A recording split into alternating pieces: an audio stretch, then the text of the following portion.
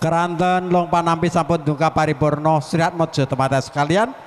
Anggenipun pinarak datang sasonadi dalah sasana rirenggo.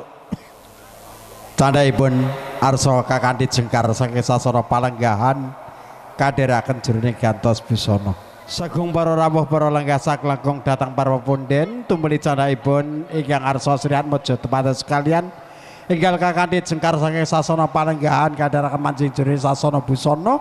Nun inggih ingkang mongko parang lukar busana kanarindran gematosing busana kasatriyan.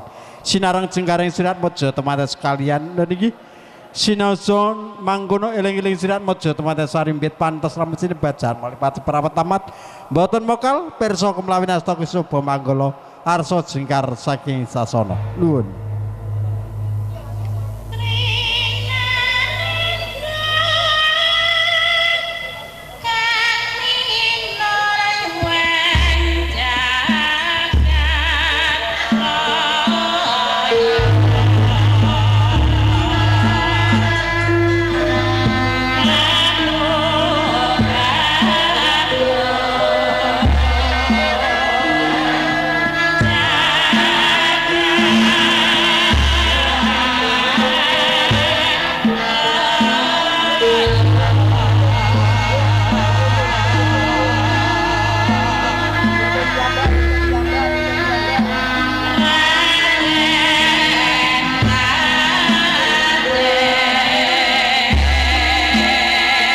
Sinaosa jroning lemangsana pindhane kang mung sapecak kendel satindak noleh.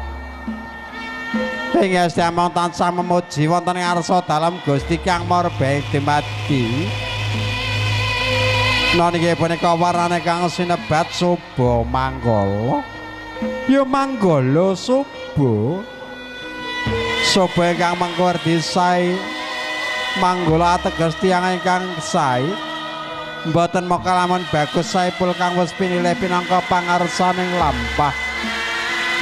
Keparang sinambunge wirid tindak ira punika warna kang sinebat patasa kembaran. Pinilih kenya kang alit-alit ayu warnane ya dipeni busanane.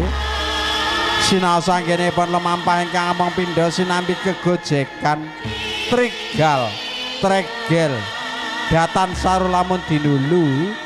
Kaprasaya ngresepake lamun den pirsani sarta sinambunge wirid tindak ira punika warnane ingkang dados punjering cinarita ya sekaring pawewahan.